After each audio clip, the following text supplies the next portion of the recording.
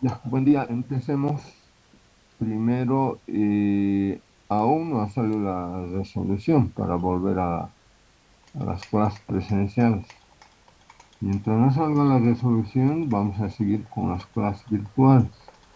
Y la siguiente semana sí vamos a dar el examen en el monobloc central. Todo lo vamos a planificar al minuto, cosa de que den 35 minutos, máximo 40 minutos, acaba el examen y inmediatamente retornan a sus domicilios en horarios de clase. Estoy planificando eso porque si seguimos esperando que menganito, sutanito, no, es eso no tener experiencia, cumplir las resoluciones para ya abrir, pues, o finalmente decir, está creciendo el coronavirus, pero no dicen nada. Es muy noble, inexperto todavía el director, es el que debería de presionar a la decanatura. Ahora hay 8 decanos interinos, bueno, pero nosotros sacamos fuerzas de donde no hay. Yo ya he cumplido, ellos inevitablemente tienen que sacar una resolución, porque no es cuestión de decir ya, tiene que haber una resolución. Yo soy bien legalista al respecto. Mientras no salga la resolución, seguimos con las clases virtuales. Probablemente exacto, pero vean, mañana ya es 1 de junio. Hace una semana ya deberían de haberlo hecho. Pero la falta de su experiencia conduce a esto. Ya, mientras tanto, seguimos avanzando. Espero que no haya quedado dudas en lo que respecta a la curva de la demanda, ¿no? Y sus propiedades son importantes, sus factores. No es- la demanda no es un hecho aislado del mercado, responde a toda una estructura que tiene que marchar, ¿no? Sacar fuerzas que no hay para que el modelo funcione. El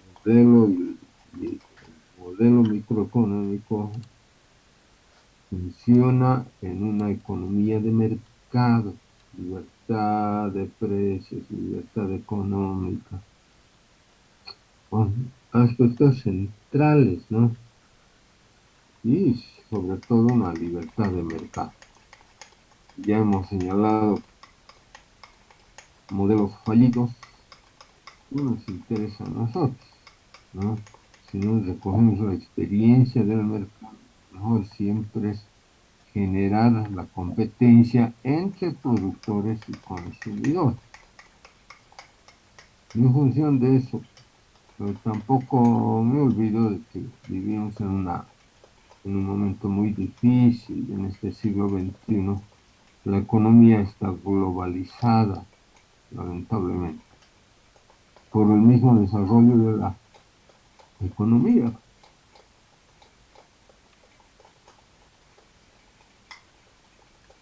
No hay mercados cautivados, ¿no? Todo obedece ni vuelta que dar. Estamos en la etapa más desarrollada del sistema económico capitalista. Bolivia es un país capitalista en vías de desarrollo, a no olvidarse. No tenemos la gran industria, la gran maquinaria. Bueno, pero tenemos que encontrar la brecha, ¿no? Abrazar ideologías es estar fuera de órbita, ¿no?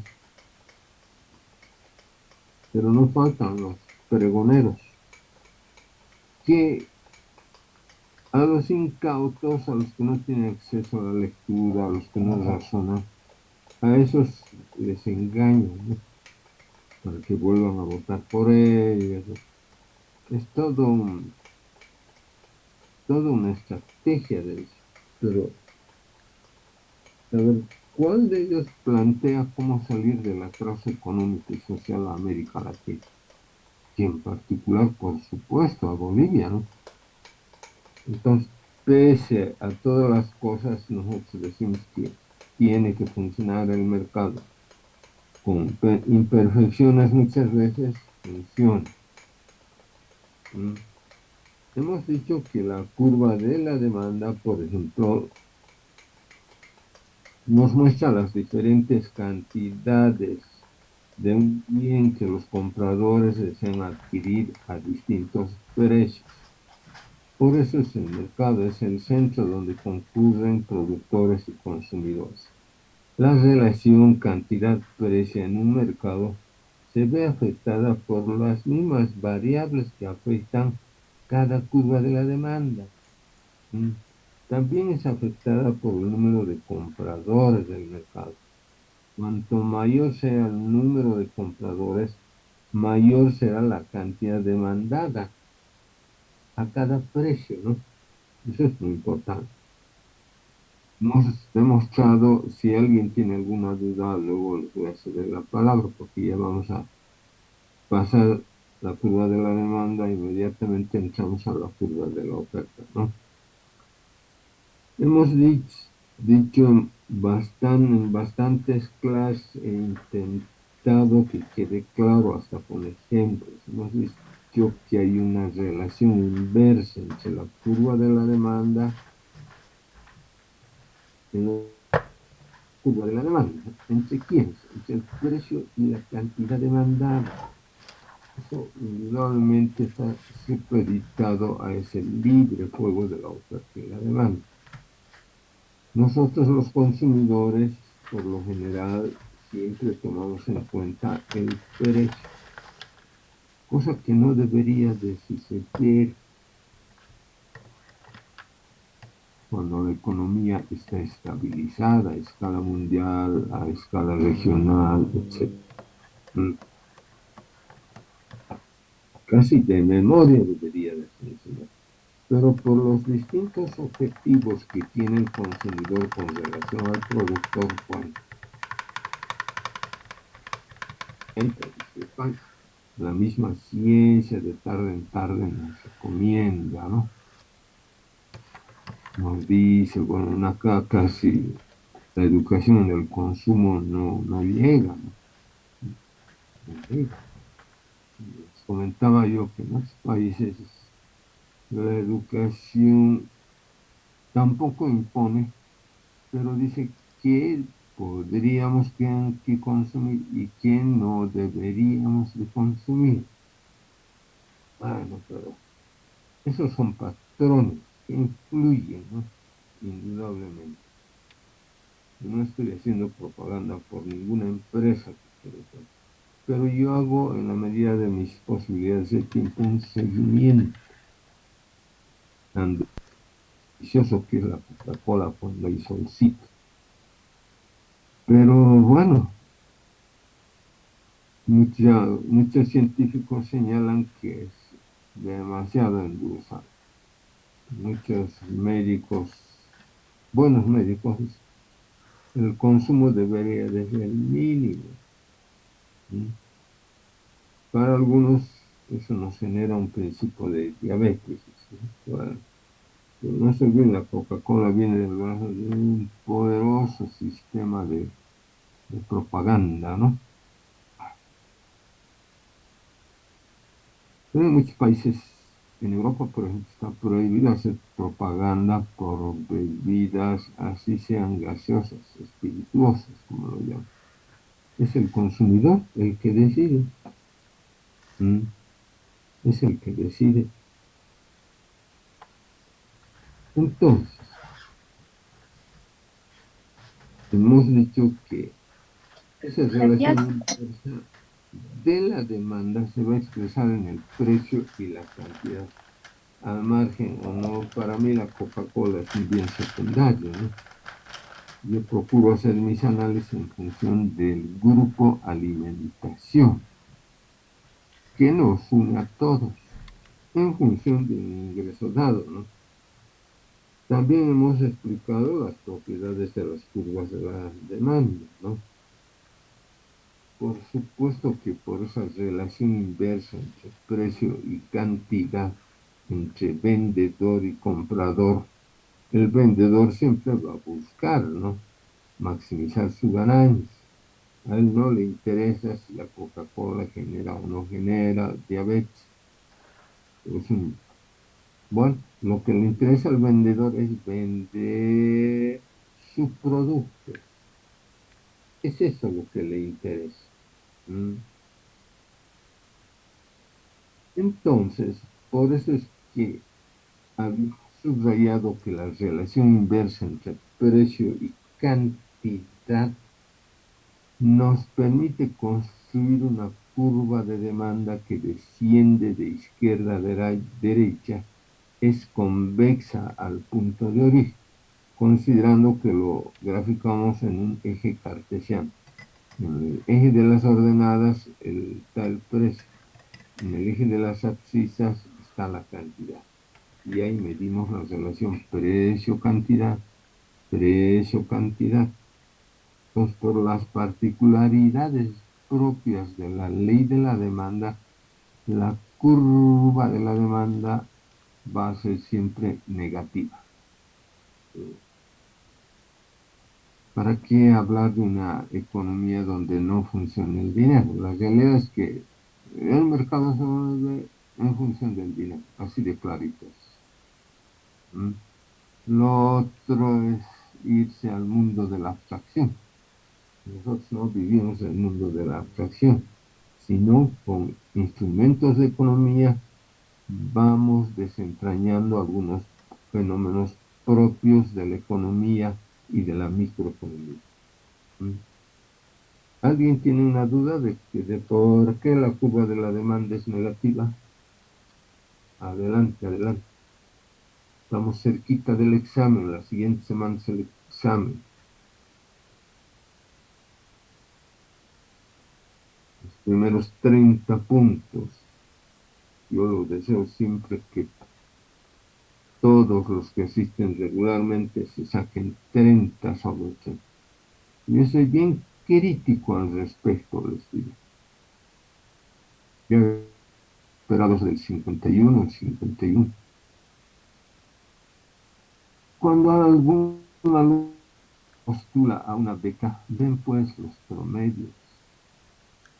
Los que me han entendido de esto son mis colegas, mis fraternales colegas de la Facultad de Ingeniería. Ellos sí reconocen 51 es solo 51.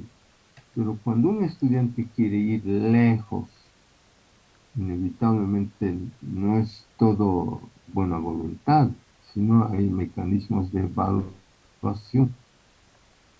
¿Mm? En la UNSA no se paga pensión, en las privaditas se paga pensión. Si alguien reprueba porque no asistió, no rindió, bueno, dice, pues se queja y dice, va a donde su director, que soy muy exigente y demás cosas. Y ahí dice, se nos va a dejar sin alumnos, arreglenles las notas. Háganlo ustedes. Una vez ya le dije a alguien, háganlo porque yo no voy a volver acá, ¿no? Porque no es, no es correcto lo que hacen ustedes. Y es así. Ahora, no se trata de que todos también saquen 100 sobre 100. Hay siempre alumnos y alumnas destacadas, ¿no? Que aspiran a ir a una beca, ir a estudiar afuera, etc. Y el promedio de notas es fundamental, ¿ya? Pero de eso íbamos a hablar. Entonces, yo digo, explique dos puntos aparte. Inciso A, la pendiente de la curva de demanda es positiva. Inciso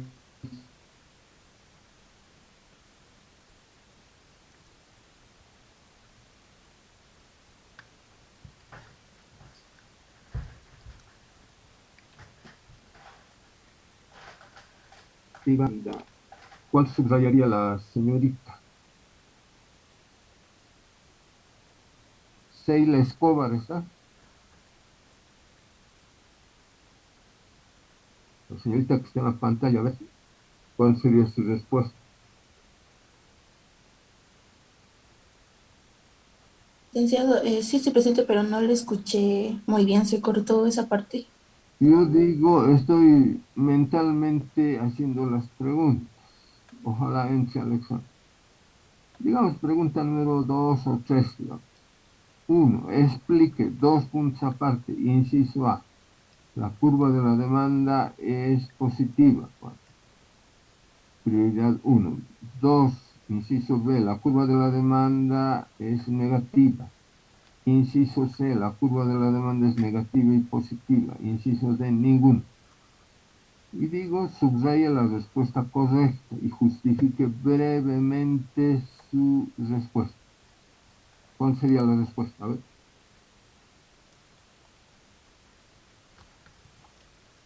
La curva de la demanda es negativa ya. Eso, porque hay una relación inversa entre precio y cantidad.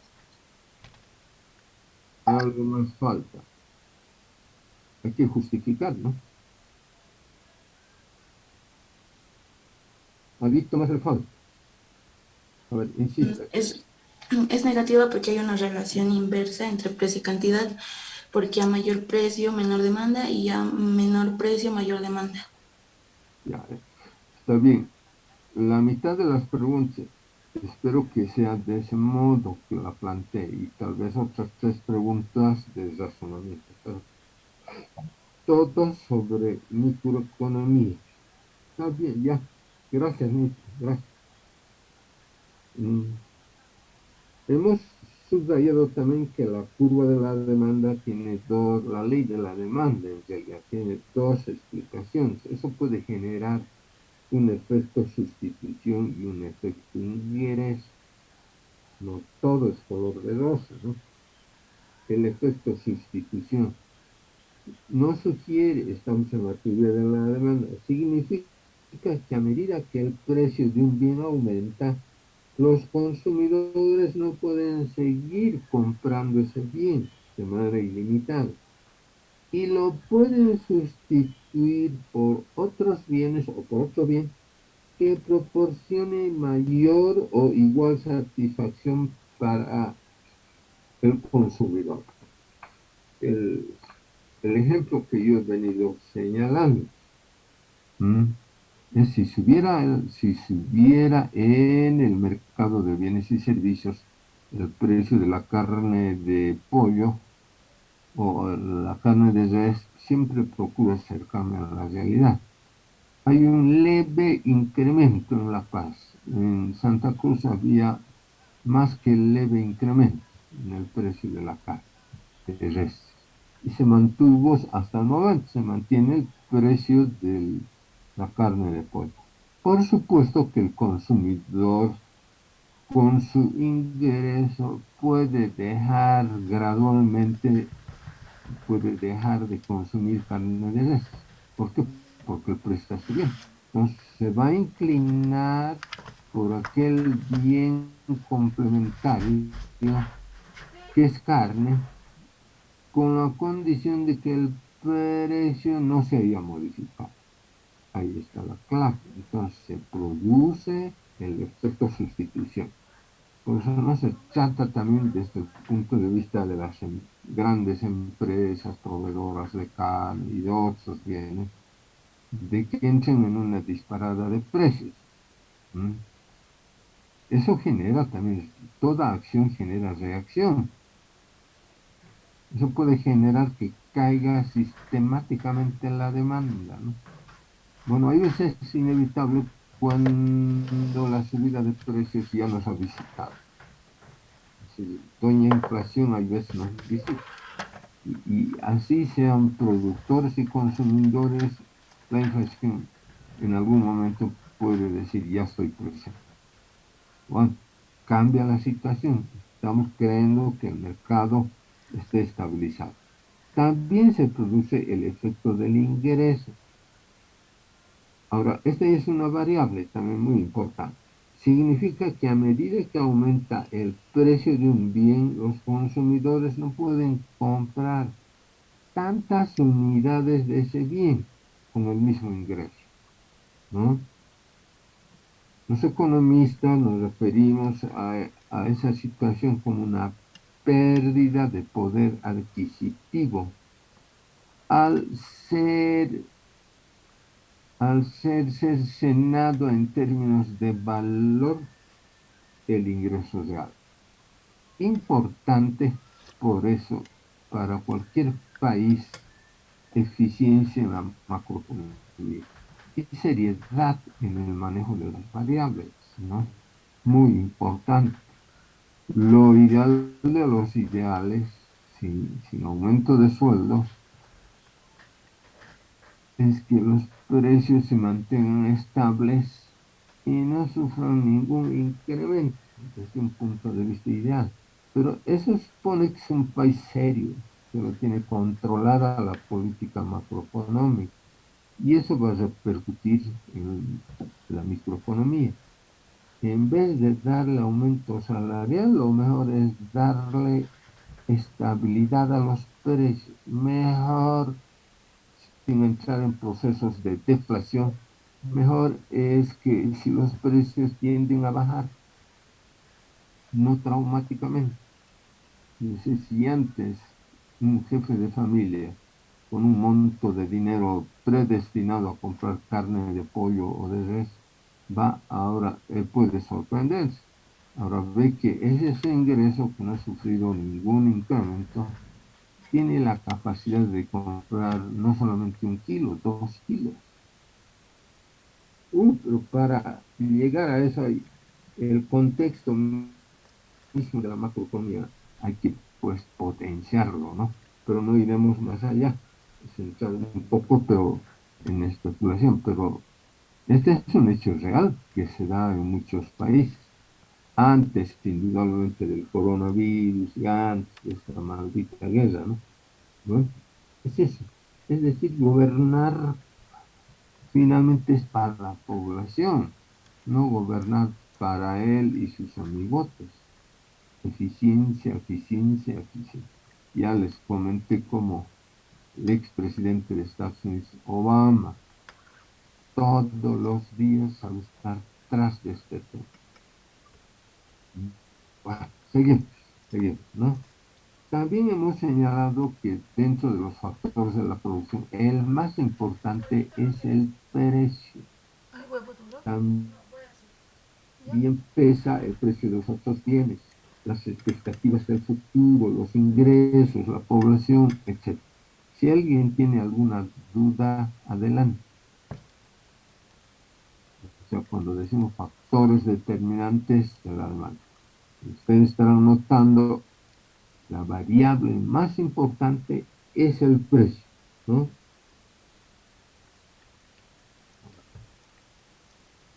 Ese precio tiene que soportar las variaciones que pueden en algún momento darse dentro del mercado. No todo es lineal, pero si está bien diseñada la política microeconómica, por más sobresaltos que hay, finalmente el precio hay que reivindicar, ¿no? Por eso es la variable más importante, ¿no? El precio soporta una subida o una bajada en su poder de compra. El ingreso del consumidor expresado en el, si va al mercado con estos ingresos a comprar bienes y servicios, el precio resulta ser fundamental, ¿no? Luego hemos explicado el precio de los otros bienes. Puede haber una ambivalencia de precios, ¿no? Pero bueno, finalmente el mercado está dado, el mercado está ahí, ¿no?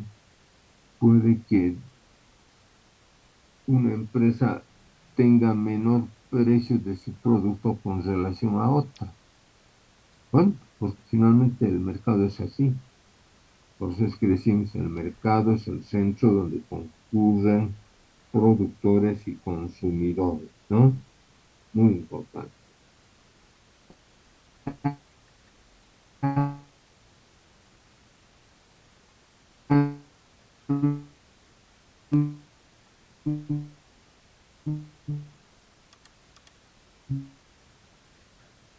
densamente poblados, en muchos casos, que pueden, si se ha incrementado el precio, esa fuerza de la población puede, puede hacer que el precio anterior vuelva a su punto de equilibrio. En mercados grandes, por eso los productores tienen que tener cuidado. ¿M? Por eso han hecho un trabajo sobre lo que es el monoxonio, el duoxonio, es decir, en determinadas situaciones, el conjunto de la población, si está organizada bien,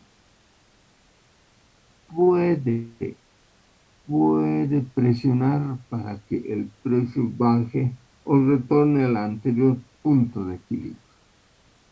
Por eso las empresas tienen mucho cuidado, en otras palabras, de no causar distorsiones en mercados grandes. La ventaja es que cuando hay poblaciones grandes, se entra en economías de escala, ¿no? Para procurar llegar al mayor nivel de consumo. Ciudades, hemos dicho, enormes, 12 millones de consumidores, 19 en Sao Paulo, Distrito Federal, México, 24 millones de consumidores. Tokio, solo Tokio, con 35 millones de consumidores, ¿no? Enormes urbes, ¿no? Mm. Obviamente que han sufrido en la historia, la han sufrido, que hay cosas que cubren la demanda de bienes, las hay, ¿no? Entonces, mm, veo la importancia desde el punto de vista del productor, es un mercado potencial, ¿no? Donde sí se puede entrar en economías de escala. ¿Qué es una economía de escala? Cuando una empresa produce un determinado bien y lo ha elevado su productividad, suponiendo que alguien opera en Ciudad México, 34 millones. Entonces lo eleva su productividad. Y al elevar la productividad entra en economía de escala. Cuando ha elevado la productividad y ha entrado en economía de escala, bajan los costos. Y por supuesto que baja el precio, no de manera deliberada, sino es un instrumento microeconómico fundamental. Es por la máquina. Cuando hacemos un proyecto, digamos, necesitamos algunas tolvas, digamos, algunas tolvas para producir fideo, digamos. Pero ya en el estudio de mercado está determinado.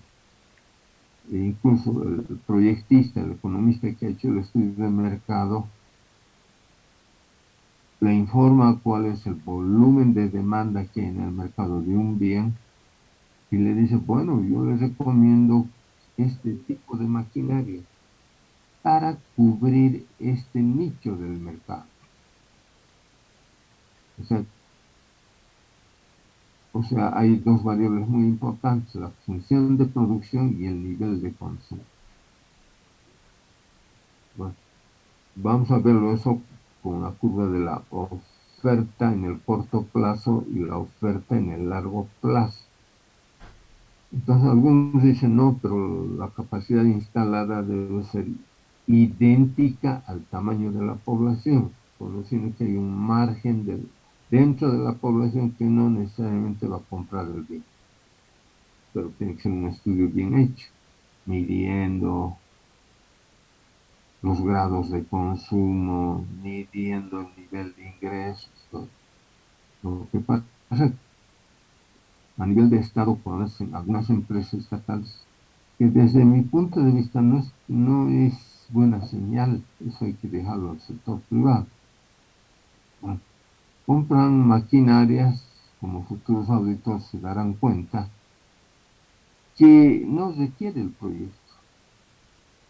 que no está acorde a la demanda del mercado. O sea, una maquinaria, uno ya puede darse cuenta por qué han comprado una maquinaria muy grande en algunos casos, demasiado, que no cubre la demanda real del mercado. Esta es una minería cerrados.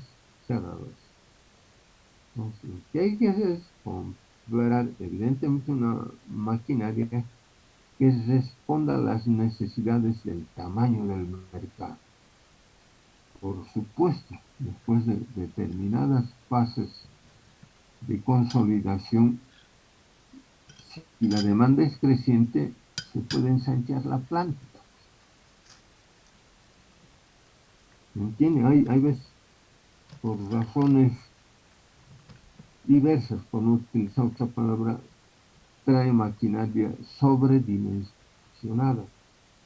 Por eso a veces dice, la capacidad instalada de tal programa solamente está trabajando al 20%, ni siquiera al 50%, ¿no? Mm.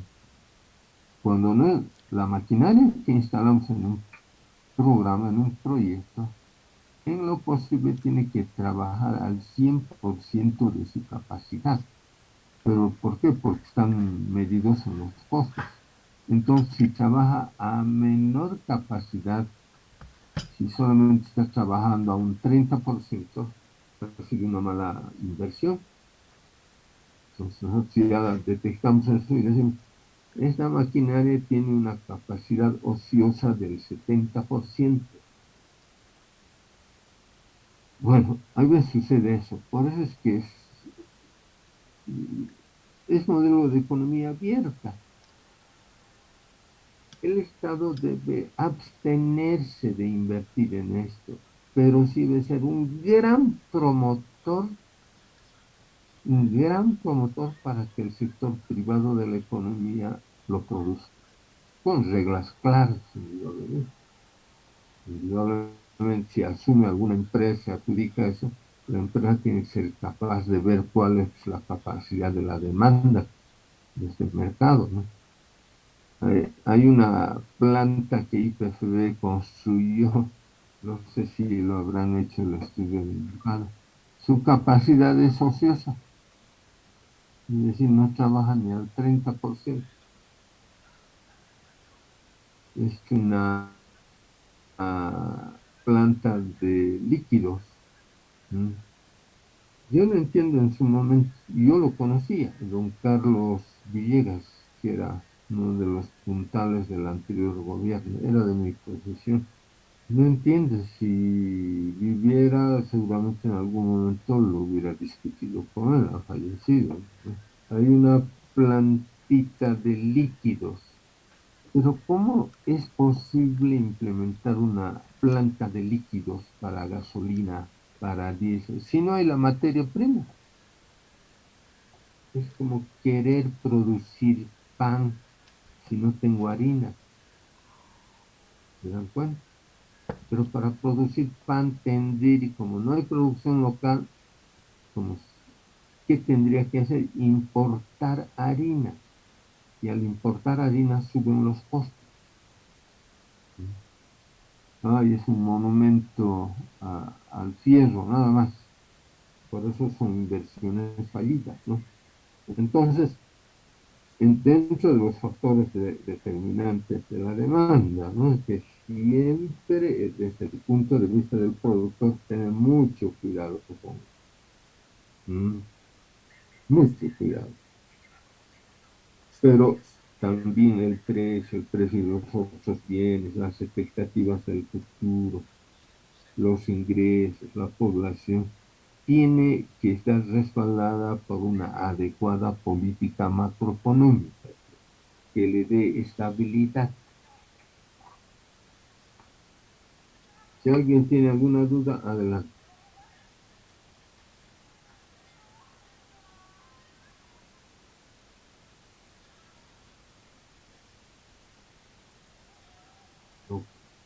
Ok, que todo esté claro. Si está todo claro, me dan buena noticia, ¿no?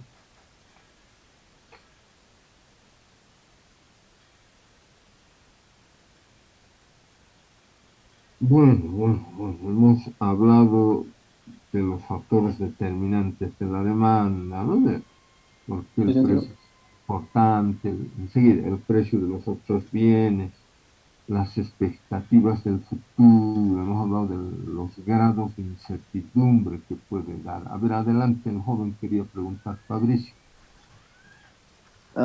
Sí, no había entendido muy bien la parte de promotor. No entendí bien esa parte. A ver, que un poquito más específica que sea tu pregunta. Adelante, adelante. Estábamos hablando sobre novela compra, digamos, de el informe de volumen y demanda y la recomendación de equipos, ¿no ve? Y que a veces había un déficit con esto y no he entendido algo sobre quién tiene que ser un promotor para que hubiera un progreso. A ver, de lo poco que te acabo de entender, desde el punto de vista privado, es válido. Bueno, el inversionista privado es dueño de su inversión, suponiendo que cada peso que ha ahorrado se ha convertido en capital. Y si es un buen bicicletero y en su mente está construir una planta de cemento, por decirlo, una planta de algún alimento de primera necesidad, bueno, por eso en un mercado de libre competencia, en una economía de mercado, él o los productores pueden ser emprendedores y una parte son, yo diría, recontra emprendedor. Ahí, el dueño de Tesla, por ejemplo, a veces brillante, ¿no? De origen sudafricano, Musk, ¿m? Brillante, parece una máquina de ideas, ¿sí? Cómo va generando una serie de emprendimientos de mucho impacto. Ha parado la compra de Twitter, por ejemplo, pues que a él no le parece, no está claro determinados costos que lo incluyeron los dueños de Twitter. Esa sola señal ha hecho que el mercado de, de Nueva York tenga bajadas y subidas, ¿no? Bueno, cuando hablamos de una planta, con, también ahí en el espejo vemos Estados Unidos, la potencia, que quede claro, no le estoy lanzando flores, pero para mí es admirable cómo se ha edificado, cómo se ha desarrollado. Fabricio, si en la fase colonial, me estoy refiriendo siglo XIV, XV, XVI, había un cordón umbilical.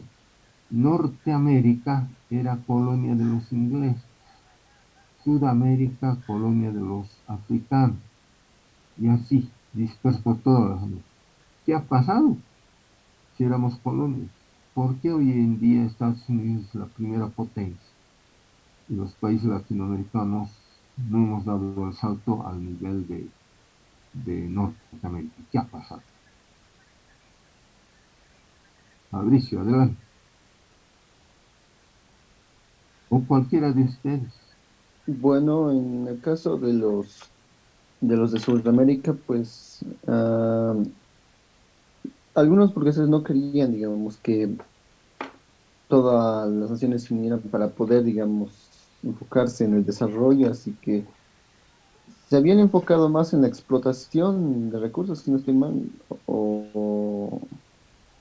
bueno, eso es lo que me puedo acordar, no recuerdo hoy día. El tema es en la mentalidad. Allá casi exterminaron los verdaderos dueños de la tierra, ¿no? En Norteamérica. Los Sioux, los Cherokees, todos ellos. ¿M? Fueron a colonizar. Mayoritariamente eran ingleses. luego irlandeses, alemanes, pero fueron con otra mentalidad, ¿no? En cambio, acá vinieron los españoles con otra mentalidad, muy afectos a la bebida, vinieron de todos los españoles, chantajistas, de todo, producto también de la sociedad, ¿no? Mm. Bueno, allá la cualidad fue muy diferente. El colon inglés era un emprendedor con espíritu capitalista, con ganas de trabajar, disciplinados en el trabajo. Bueno, no fueron con las manos vacías, llevaron pequeños talleres manuales. Eso fue el signo hacia la industrialización, si bien su objetivo era la agricultura, algodón y trigo y otros cereales más. ¿Mm? Pero ese espíritu que tenían capitalista, esas sus ganas de salir pesaron en gran medida en la fase colonial. En cambio, los españoles, es sábado, decían sábado, pero la entrada del gran poder, ¿no? Nos dejaron sus cosas los españoles. Sus fiestas duraban 6 meses, 8 meses, bien cambiaditos para el día de la fiesta en Corpus Christi, ¿no? Bien vestiditos. Pasaba la fiesta y eso duraba 3, 4 meses. No eran emprendedores, no tenían espíritu capitalista. Puede pesar o no, para mí que pesa eso. Por eso es que Estados Unidos se ha catapultado, lo ha sobrepasado a su conquistadora, a Inglaterra. Las 13 colonias llegaron a un momento en que el exceso de pago de impuestos que pedía Inglaterra a sus colonias ya llegó a límites inaguantables. Entonces, las 3 colonias se ponen de acuerdo para luchar por su independencia y lo consiguen, ¿no? Luego entre ellos hay un ajuste de cuentas, los del sur y los del norte. Los del norte ya querían la industrialización, ya habían decretado la libertad de sus esclavos, ya tenían ideas industrialistas. Los del sur lo único que querían era seguir produciendo algodón, trigo, y seguía vigente el sistema esclavista. Militarmente ganan los del norte y los del sur no les queda otra cosa que aceptar su derrota. Los esclavos que trajeron del África, no solamente a Norteamérica, donde no había esclavos. Los futbolistas ingleses, basquetbolistas ingleses, negritos, sus orígenes están en el África. Entonces los del norte imponen las reglas a la parte sur, la industrialización. Por supuesto que seguía la siembra y producción de algodón, ¿m? Y de cereales. Emblemático el modelo norteamericano, ¿no? Muy influenciado por la teoría anglosajona, ¿verdad? En cambio, los españoles despilfarradores vivían como reyes en los reyes de España, oprobioso sistema feudal. Esas ideas no llegaron acá. ¿Mm? Ahora vemos en nuestra realidad. El gran problema, por eso es que hay que intentar romper eso. El gran problema del sector privado en Bolivia es que siempre ha vivido del Estado.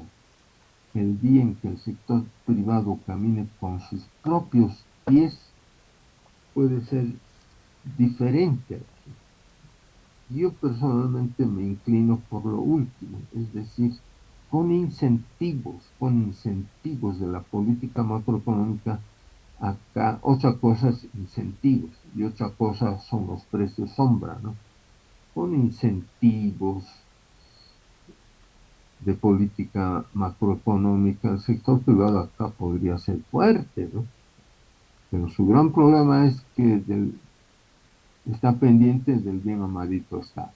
Pero el mismo bien amadito Estado debe madurar cuando ponen modelos pro-gubernamentales que el Estado finalmente quiere intervenir en todo el Estado y es fallido. Que aparece la corrupción, los sobreprecios, ¿no? Mm. En seco hay que cortar eso, en seco, como han hecho los japoneses, ¿no? Empresa estatal deficitaria que hacía el gobierno de Japón, pues son fondos de la sociedad. Candados, se cierra, se cierra. O se, o se lo traspasa al sector privado, con reglas claras también. No es fácil eso. Ya, volviendo sobre lo que yo decía cuando hablamos de, digamos, de una máquina para producir de determinados bienes, la máquina, ustedes saben, es un logro del mismo ser humano. Con la revolución industrial del siglo XVIII, ya el trabajo manual estaba altamente interrelacionado con la máquina. El mérito hasta el siglo XVIII de la fuerza de trabajo es que la gran industria europea y norteamericana se basó en el uso intensivo de la mano de obra, con propiedad privada, indudablemente. Pero ya con los primeros logros de la revolución industrial aparece la máquina. La máquina ya es un complemento para elevar la productividad. Se combina máquina y fuerza de trabajo. Y la productividad se eleva a tal punto que grandes eran empresas, hoy se convirtieron en grandes industrias, ¿sí? Con una capacidad de producción ya no para su población local, sino con una elevada productividad destinada al resto del mundo.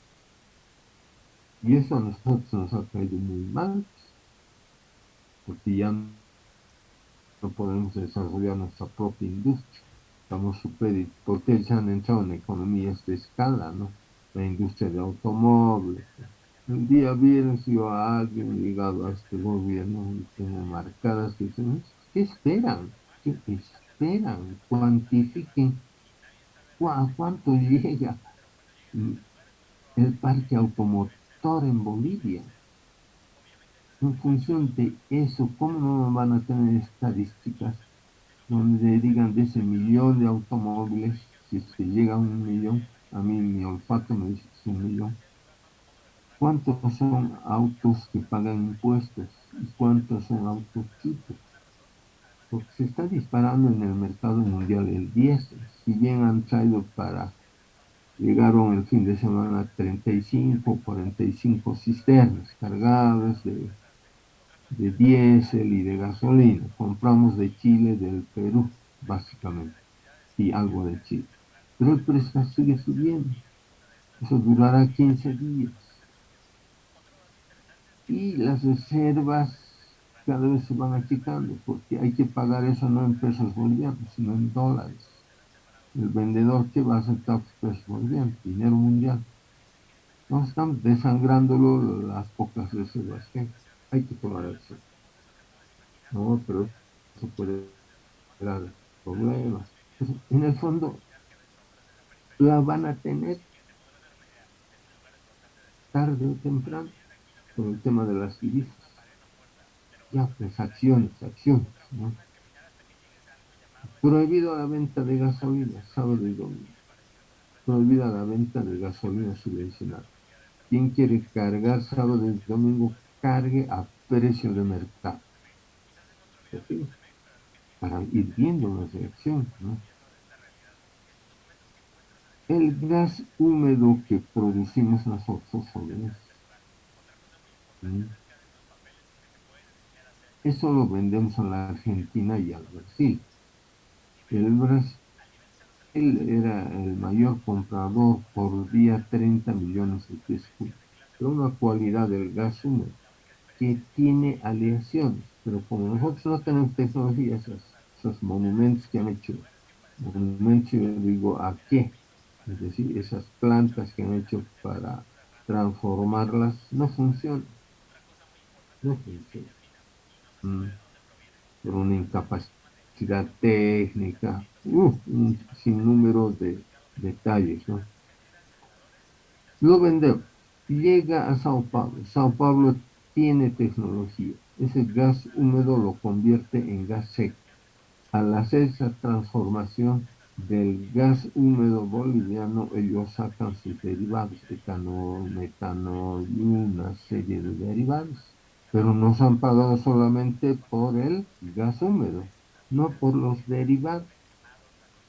La historia parecería que se repite. Década del 30, el estaño estaba en manos de los varones del estaño. Oh, grandes exportadores. Segunda Guerra Mundial, el mayor nivel de productividad de estaño fue 20.000 toneladas net, no miento, 40.000 toneladas net, vendiendo a las industrias bélicas de Occidente. Bueno, pero previamente pasaron por refinerías en Inglaterra, en Liverpool, sobre todo en Manchester.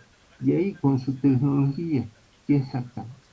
Del estaño boliviano aleaciones de oro y plata, pero ellos solamente nos compraban como estaño vivo, el que se llevó las flores, el, el señor Patiño, considerado el cuarto hombre más rico, él allá se dio cuenta de que había aleaciones y les cobraba a él, pero él pagaba miserables impuestos a los bolivianos solo del estaño, no de las aleaciones.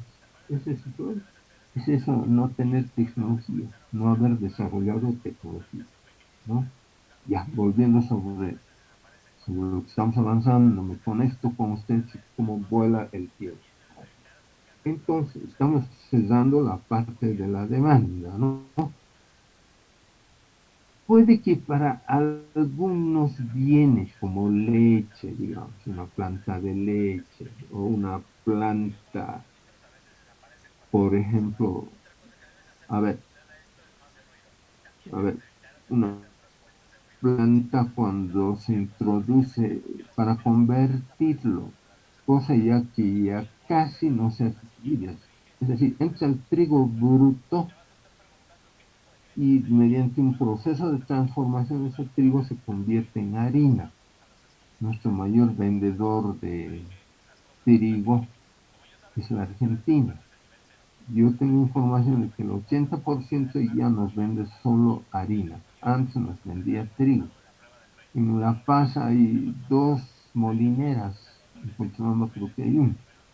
Bueno, entonces esas molineras tienen la capacidad de transformar el trigo en harina de trigo, ¿no? Con harina de trigo se produce hasta fideos, pan, pastas, todo. Digamos, una planta molinera de trigo tiene su capacidad instalada, no de manera ilimitada. Ellos saben perfectamente qué cantidad de trigo pueden procesarlo, pueden transformarlo en harina de trigo. 10 toneladas, 20 toneladas, solo ellos saben. ¿Por qué? Porque la capacidad de producción de la maquinaria la conocemos en el momento que hacemos el estudio de mercado. Mm, Obviamente muy difícilmente se mide eso. Al Estado le conviene comprar harina de trigo. ¿Por qué? Porque ese proceso de transformación ya lo han hecho en la Argentina. Pero aquí hay plantas, señor. Bueno, pero habrá que ver si los costos, Mengano y Sultán. Bueno, ni modo, ni modo, ¿no? Entonces, cuando utilizamos la máquina para producir determinados bienes al mercado, se supone que la máquina eleva costos, es decir, minimiza costos de producción. ¿Mm? muchas grandes industrias se han visto ante este dilema. No es reciente, los últimos 20, 30 años, las industrias de automóviles. O tener un gran proletariado o reducirlo al 50% y robotizarlo el ensamblaje de automóviles. Se han inclinado por esta última parte. Plantas de ensamblaje de automóviles, mitad mano de obra y mitad tecnología, es decir, robots. Los robots no tienen en estos casos, para las historietas está como si tuviera una figura casi igual que la de los humanos, no, son máquinas, pero son robots que en cuestión de segundos puede sellar puertas, colocar tornillos, lo que hacía la fuerza de trabajo. Pero bueno, hay un costo, ¿no? Ese costo se traslada al precio final de venta. Y ahí es donde se debe sacar los cálculos por el tema de la eficiencia, ¿no? Ah, ahora, cuando hablamos, por ejemplo, de maquinaria, la maquinaria en realidad, intentando llegar a una producción masiva de alimentos, la máquina, por ejemplo, ¿en qué puede ayudar? Solo yo diría en la transformación, nada más. ¿Mm? Considerando que la máquina al introducir materia bruta lo convierte en materia prima. ¿Mm? Pero esa puede ser válida para grandes ciudades, ¿no? A ver, embotelladoras de gaseosa. Hace rato ya que tienen las máquinas, porque todo el proceso, lo único que hace la fuerza de trabajo. Pero ¿y por qué traemos la máquina? Para abaratar costos, no se olviden, eso es lo importante. Entonces la embotelladora Coca-Cola, la embotelladora, pongámosle productos oriental, combinan ambas cosas, máquinas simples y fuerza de trabajo. Chips de alta tecnología, jóvenes, ya, todavía no pueden producirse en serie. Los gestos Intel, IBM y una poderosa industria de Taiwán. Es decir, el cerebro electrónico es una cabecita de un alfiler, pero vean la magnitud del trabajo muy complejo, porque hay que saber diferenciar el trabajo simple del trabajo complejo. Muy complejo. Y si es muy complejo, es de alto valor. Yo hago lo posible en mi materia que tengo en ingeniería, temas de desarrollo tecnológico y economía. En economía les doy la economía simple y parte de los instrumentos macroeconómicos. Pero estoy incidiendo estos 2 últimos años. Sé que eso debería de darse de otra manera, ¿no? Pero bueno, por lo menos ahí está un aporte mío, ¿no? Todos los trabajos que en allá me entregan, lo hago o ellos lo hacen en torno a las aplicaciones de los microchips. ¿Sí? En países muy desarrollados, jóvenes, en países muy desarrollados, a ver, en el rubro de la medicina, hay operaciones tan sensibles en el organismo humano, jóvenes, que hay veces la mano de un buen cirujano puede tener éxito o no, pero ya se está dando el efecto sustitución.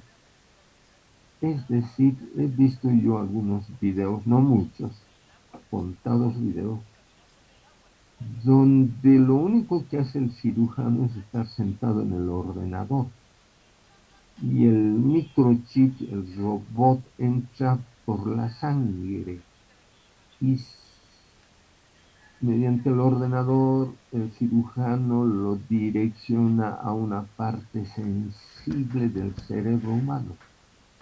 Quizás ha habido un accidente vascular.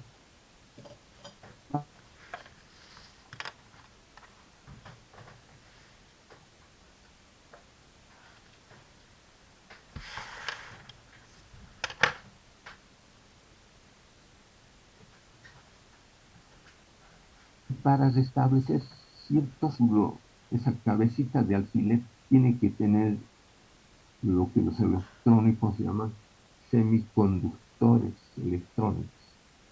Llegan a esa parte dañada del cerebro como semiconductores, hacen una restauración en cuestión de minutos. No pasa de media hora la operación. Ahora que tiene su costo, tiene, pero yo pienso que con el tiempo va a estar estandarizado. Así entenderemos la máquina, así entenderemos la máquina para grandes manufacturas, para una producción de alta productividad, ¿no? Ay, algún día dispondremos de eso, ¿no? En el tema de la producción de alimentos siempre hay una relación entre la fuerza de trabajo y en cierta manera ciertos procesos de transformación, ¿no? Entonces, cuando hacemos el estudio de mercado, digamos, para alguien está en su derecho, dice, voy a producir agua, agua vital, o otro tipo de agua vital, digamos. Agua, yo conozco a una gente, y le va bien en su propio distribuidor. Así que no podemos cuantificar la demanda, eso requeriría de muchas encuestas. En cierta manera, la máquina nos ayuda a esos procesos, tanto en la producción como en la distribución, ¿no? Pero no perdemos el eje central. Dentro de la demanda hemos dicho que hay factores que son determinantes.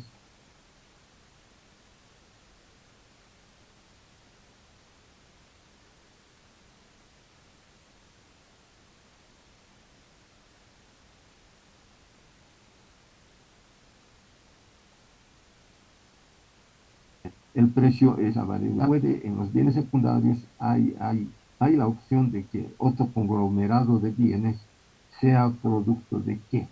De determinados procesos que abaraten los costos. Otro, por eso había dicho yo, otro factor importante de la demanda de bienes y servicios en el mercado es el comportamiento de los precios de otros bienes en el mercado. Es decir, cómo se comportan los precios de los otros bienes en la demanda de mercado. Si, por ejemplo, el precio de un determinado bien en el mercado aumenta, los consumidores no podrán seguir comprando ese bien. ¿Por qué? Porque su precio ha subido. Y lo sustituirán por otro o por otros bienes cuyo precio no se haya modificado. Por eso es válido este inciso B, el precio de los otros bienes. Las expectativas del futuro es la incertidumbre, como habíamos dicho. Empezó la guerra, la incertidumbre en Europa era enorme, ¿no? Y en el mundo entero, ¿no? Había información nada verificable, decía que el mundo se acaba. Al momento, pero se ha concentrado en la producción de cereales, que ha tenido un efecto multiplicador en otros bienes, es verdad, es verdad. Es verdad que ha frenado el crecimiento del Producto Interno Bruto en algunos países europeos. Solamente la ha frenado nada más, ¿no? Bueno, la incertidumbre lleva a eso. Por eso es que decíamos que las expectativas del futuro están relacionadas con la incertidumbre de precios en el futuro. Puede que en alguna coyuntura de inestabilidad económica los precios de los bienes y servicios tengan una tendencia alcista en el mercado. Hay veces sucede eso. O puede que esté generando en el mercado señales de escasez. Ya lo estamos percibiendo en el tema de algunos cereales, ¿no? Bueno, esto se debe en gran medida, o esto repercute en los consumidores. ¿M? Entonces, el consumidor hay veces, cuando es de corto plazo, se ve rápidamente inducido a qué, a no comprar la cantidad que él hacía de manera periódica, sino dobla, hasta hay veces puede triplicar, bajo el argumento de que las expectativas del futuro, la incertidumbre, dice que va a haber escasez de pollo, va a haber escasez de pan. Bueno, es una reacción que se da en el mercado justamente por este factor, expectativas del futuro, ligadas a, a la incertidumbre. Y eso presiona en el corto plazo, ¿en qué variable? En la variable demanda. Y al presionar en el corto plazo sobre la demanda, por supuesto que puede ocasionar circunstancialmente una subida de precios. Ahora, en el inciso referente a los ingresos, hemos dicho que los ingresos de las unidades familiares son importantes porque esta variable está relacionada con el consumo. En acá no me tiembla la mano y digo, esto depende de la eficiencia de la política macroeconómica, que sea la más adecuada para abordar cualquier incertidumbre. Los ingresos que recibe el jefe de familia, o la mamá, el papá o ambos, una parte, no se olvide, que una parte significativa de esos ingresos está destinado al grupo alimentación. Eso no puede fallar en lo posible. ¿Mm? No solamente son los ingresos destinados a la parte de la alimentación. Por la, hay un modelo de un economista alemán que se llama Engels, no es de ese filósofo, este es economista. Él hace un modelo y dice, el ingreso familiar, obviamente bajo la realidad alemana, una parte significativa va al grupo de alimentación, otra parte va al grupo de educación, otra parte está destinado a la vivienda, otra parte está destinada al grupo misceláneo y una parte está destinada al ahorro. ¿Mm? Bueno, en acá los ingresos, lo que nos interesa es la parte destinada al grupo alimentación. ¿Ya? Espero que haya quedado claro. Y el último, la población. Mm, Ya hemos dado bastantes argumentos. La población finalmente es una variable. La variable poblacional, hemos dicho, es un factor determinante en la demanda. El tamaño de la población en un mercado de bienes y servicios influye en gran medida en la demanda. Una ciudad densamente poblada y con la existencia de productores. Un productor hasta puede recurrir a la máquina para maximizar la producción, porque si entran en una economía de escala, bajan los precios, bajan los costos y obviamente bajan los precios. Entonces, ese productor tendrá más ventaja comparativa con otros productores, los cuales no han introducido la máquina, si solamente se basan en un determinado proceso de producción. Pero no nos confundamos, lo que podemos decir que la variable poblacional, cuando es muy significativa, 1 millón de habitantes, 2 millones, es un amplio mercado, ¿no?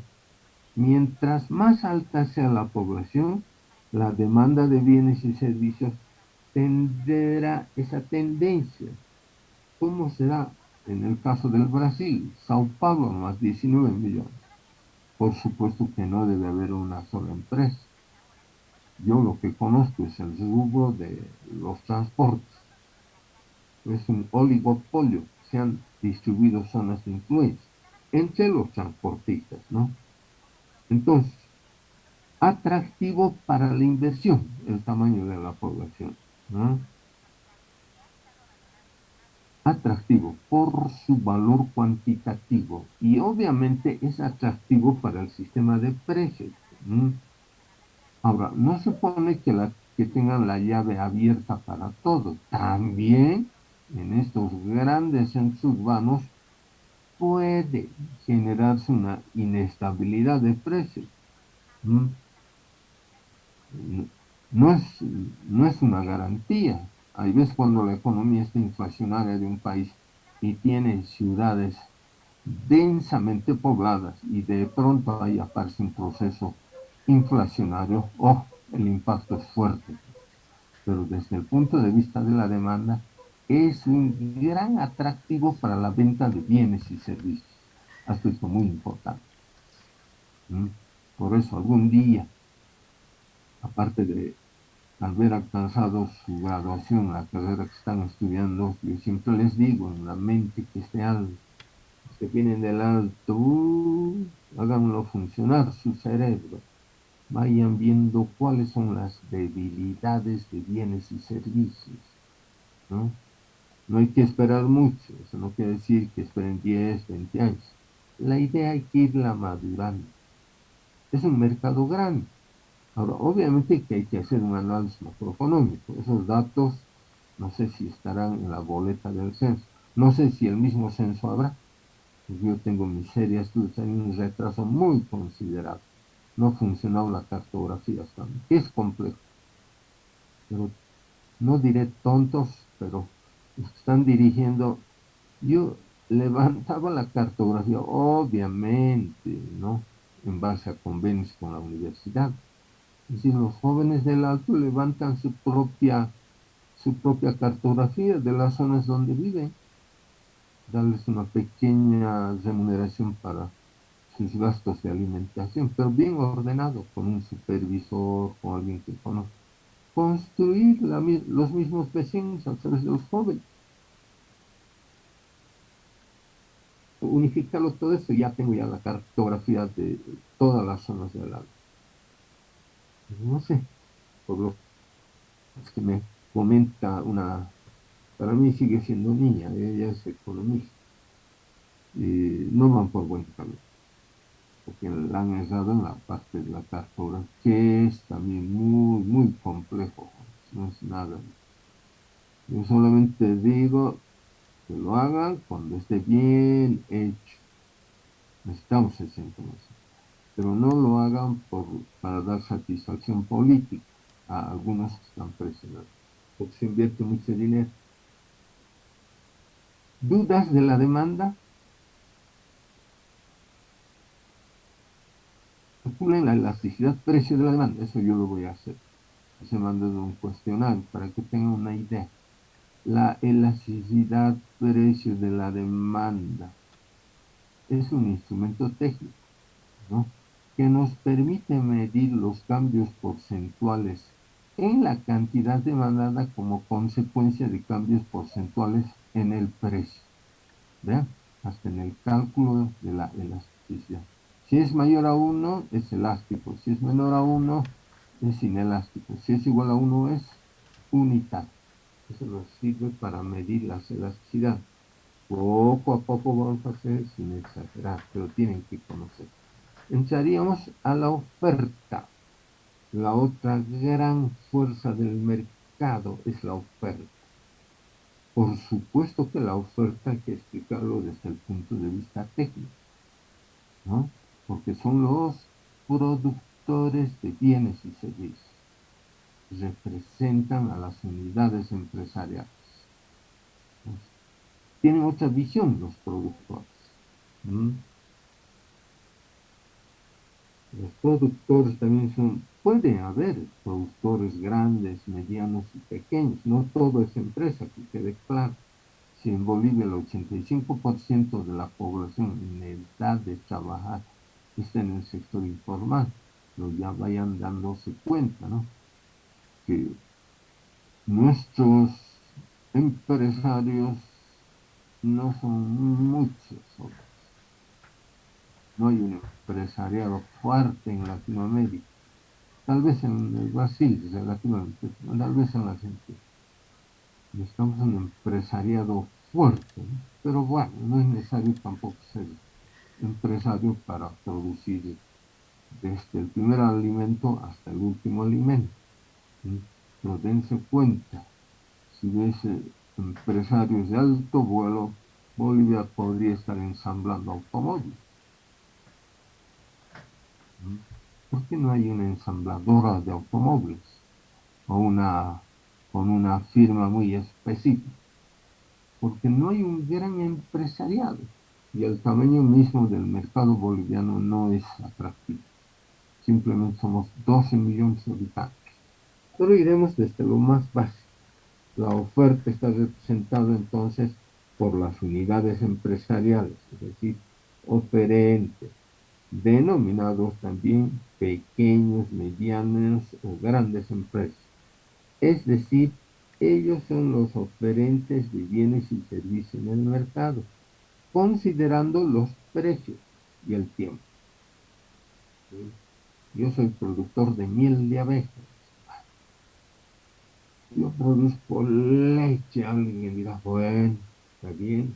Yo soy emprendedora. En mi casa producimos ropa. Licenciado, cómprame esta chamarrita. Nada que envidiar a lo que viene de Chile o del Perú. Tema del precio. Casi es igual, un poquito más alto. Tiene que ser competitivo, ¿no? Bueno, acá la pararemos. Si tiene alguien alguna duda de la demanda, adelante. Ya nos tocamos la demanda.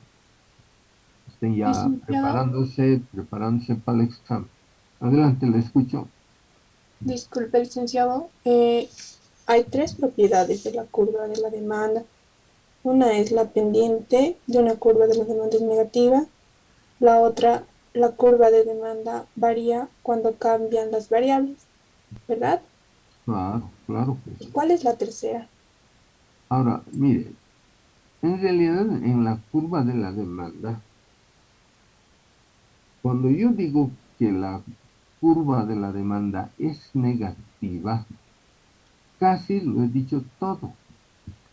¿Por qué casi ya lo he dicho todo? Por su concepto mismo. Porque la curva de la demanda está en función de ¿qué? De la ley de la demanda. ¿Mm?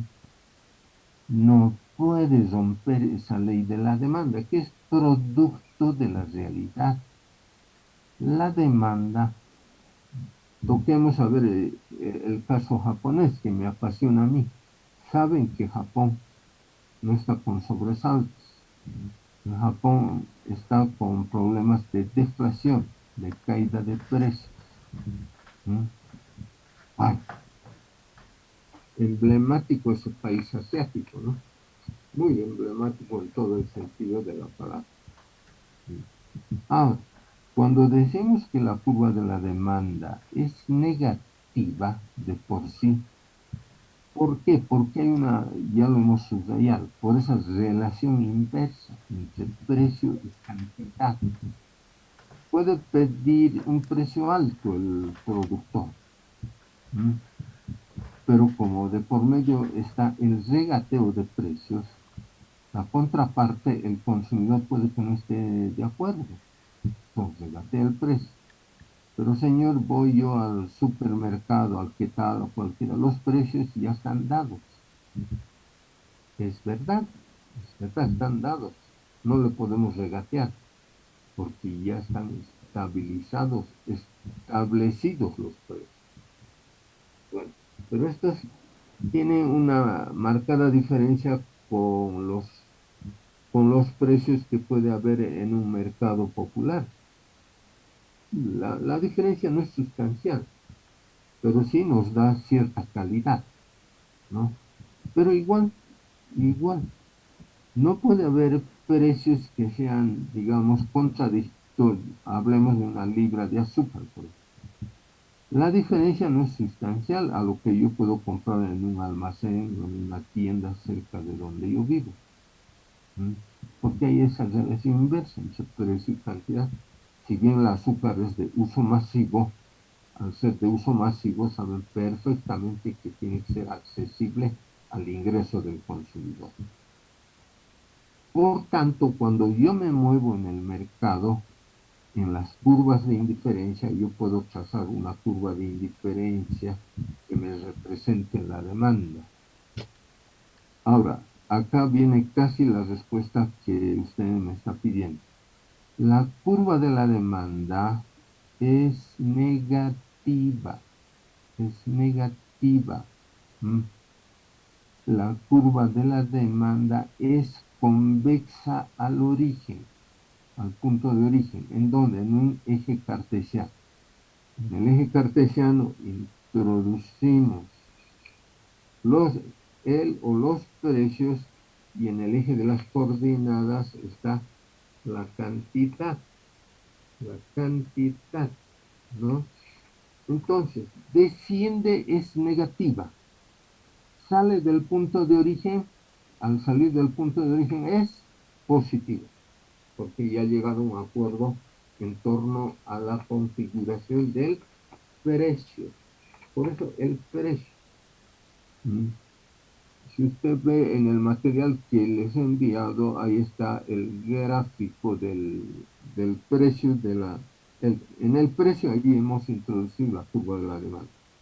Desciende, ¿no? Cuando el precio es 2, cuando el precio es alto, 4, la cantidad demandada es 2. Cuando baja el precio a 3, se incrementa el consumo de 2 a 4. Y si el precio sigue bajando a 2, la cantidad se incrementa. ¿Por qué? Porque el consumidor ha visto que el precio ha disminuido, entonces él comprará mayor cantidad de bienes. Y en ese proceso ya es positivo. Baja, se acerca al punto de origen, es negativo. Sale del punto de origen y se proyecta en la recta de la cantidad, ya es positivo. Y se aleja de la zona negativa. ¿Alguna consulta más, señorita? Si tienen la pizarra, seguramente que ahí ya le demostré. ¿Cómo se llama? No, no hay más consultas, licenciado, gracias. Pero cualquier otra duda antes del examen, con la mayor sinceridad, eh, me la plantean. Ya les dije yo no rebusco, solamente lo tengo bien calibrado que el futuro auditor tiene que tener una sólida formación en la teoría de los precios. Yo estoy yendo más allá todavía. Vamos a ver cómo se formulan los precios, cómo se pueden estabilizar los precios, cómo los precios exageradamente pueden ser altos, porque hay factores que determinan ese proceso. Pero de manera general, la curva de la demanda es negativa, por la relación inversa entre precio y cantidad. Cosa que no va a haber, quería entrar ahora a oferta, pero bueno, a oferta entramos la próxima clase. En la oferta no hay esa relación inversa, no hay esa relación. ¿Por qué no hay esa relación inversa? Porque el precio está dado.